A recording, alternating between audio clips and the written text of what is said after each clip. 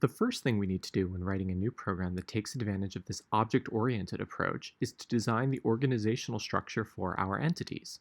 We call this a class. Classes are blueprints that we use for setting up objects that follow the same organizational pattern.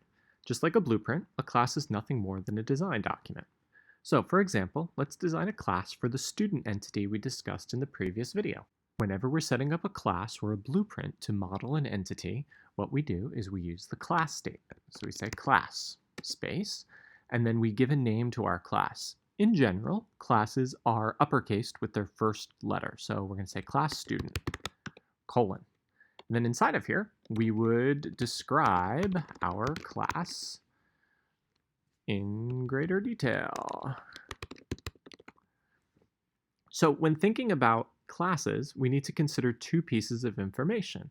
What do entities that are being modeled by this class know about themselves, and what do they need to be able to do? Let's tackle the first item. What does an entity need to know about itself? In the case of a student, we need to keep track of a first name, a last name, maybe a major, maybe some grades.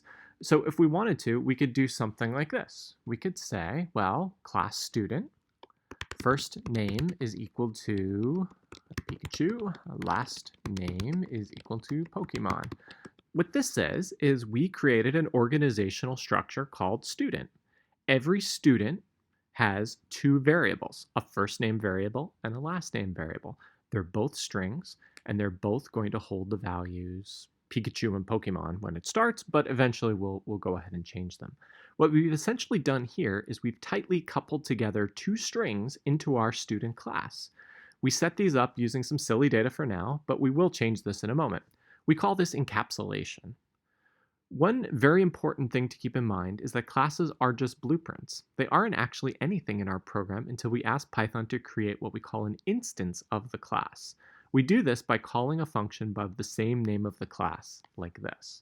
So what I'm going to do here is I'm going to say student A is equal to student, parenthesis, close parenthesis. Now you call the name of the class just like a function, and in this case we're calling it with no arguments. Now, we've created what's called an instance of the class. We've essentially asked Python to use our blueprint to build us a brand new student that is going to be described using the properties attached to this class object right here. If I go ahead and print out this student, print out student A, watch what happens. I'm going to run this program, and you'll see over here on the left, it says student object at 0x1060C2550. What the heck is this? Well, what this is saying is we have created a student object, which essentially is what we've described right here. The class is the blueprint, and when we called the function with the same name as the class, we created what's called an instance or an object out of that class.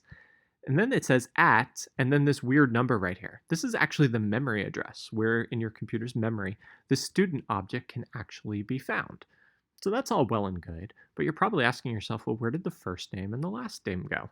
Well, no problem. What we can do is we can say, all right, print out the student object, which if we do that, we're just going to get this same display over here, the memory address of where this thing can actually be found. But instead of stopping right there, we're going to say print out the student object dot first name. We're going to use dot syntax to say go to this memory address, and when we get to this memory address, go ahead and print out the first name variable that you find there. And if I run that, you'll notice this allows me to dig directly into the object and pull out the first name variable that's being stored there. Likewise, I could print out student A dot last name, and that'll go to the student object, pull out the last name variable that exists at that position in memory, and we're going to be able to pull out Pikachu and then Pokemon right off of that. By default, instant variables can be changed. They're mutable.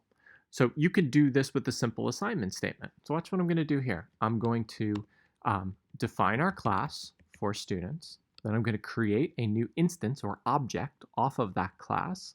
And then once I do that, I'm going to go ahead and print out the first name and last name, and then I'm going to change them. I'm going to say student A dot first name is no longer going to be equal to Pikachu. Now it's going to be Charmander. And then I'm going to go ahead and print out student A dot first name, and then print out student A dot last name. If I run this one, you'll see that the first time it ran, the two default values, Pikachu Pokemon, showed up, and then I changed it, and then after that, the first name and last name had changed. Now we have Charmander Pokemon here. So by using dot syntax, you can essentially dig into an object and then change a value that that object is holding inside of it. So one of the major advantages to object-oriented programming is this. Essentially, you can create one value, a student, that holds many, many, many, many items inside of it. And this allows us to tightly couple or organize many pieces of data into a single organizational structure, which can make your programming a lot cleaner and a lot simpler and a lot more straightforward to understand, both for you and for other programmers. Another major advantage of designing your programs to use the object-oriented paradigm is the ability to create as many objects as you'd like using the exact same organizational pattern. For example, we could do this. We could say A is equal to student, B is equal to student, and C is equal to student. I created 3 student instances or 3 student objects. Then I can print out A.firstname, A.lastname. I can do the same thing for B, B.firstname, and B.lastname. And finally, print out C.firstname and C.lastname. And if I run this one, you're going to see I'm going to have 3 student objects that all have the exact same values for each one of their first names and their last name fields. Now, because objects are mutable, watch when I can do this. I'm going to say B's first name is going to be Charmander, and C's first name is going to be Squirtle.